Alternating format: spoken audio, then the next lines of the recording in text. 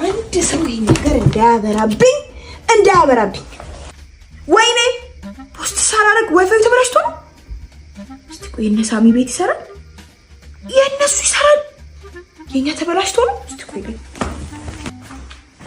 አባዬ እባክህ ላይ እኮ እማዬ ዋይፋዩን አጥፍታ አብርቼው መጣሁኝ እና አበራ ዋይፋዩ እንዴ አባዬ ዋይፋዩን ካጠፋው እኮ አይሰራም። ወይ ካጠፋ አይሰራም? አዎ አይሰራም። ምን ትቀልዳለህ? ገዛ አውቄ ነው ያጠፋው። እና ታዲያ ለምን አጠፋው አባዬ? እኔ እኮ ቲክቶክ ፌመስ ልሆንልህ ነው። ቲክቶክ ፌመስ ልትሆን አንተ? ውይ አላወኩም። እንዴት ነው የምፈልገው? ደረስ እኔ ፀሐይ መበላት እወዳለሁ። እዛ ለመክፈል እኔ ከዚህ በኋላ ይሄ ዋይፋይ እንዳበራ እንዶ በርቶ እንዳላየው ነግሬሃለሁ። ሄደ መሰለፉን ያማረ እሱ ያማረ አባዬ አቢሲኒያ ሞባይል ባንኪንግ አለሃ? ቆይ ላሳይ አባዬ። ይኸውልህ ካንተ የሚጠበቀው የአቢሲኒያ ሞባይል ባንኪንግ ብቻ መኖሩ ነው።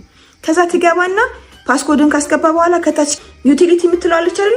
እሷን ስትጫን ይኸውልህ ኢትዮ ቴሌኮም ፖስትፔድ ይላል። ሶ እዚህ ጋር ገብተህ ዋይፋዩን መክፈል ትችላለህ። እሱ ብቻ አይደለም ኢትዮጵያ ኤርላይንስን ትኬት ከቆረጥክ በኋላ በአቢሲኒያ ባንክ ሞባይል ባንኪንግ መክፈል ትችላለህ።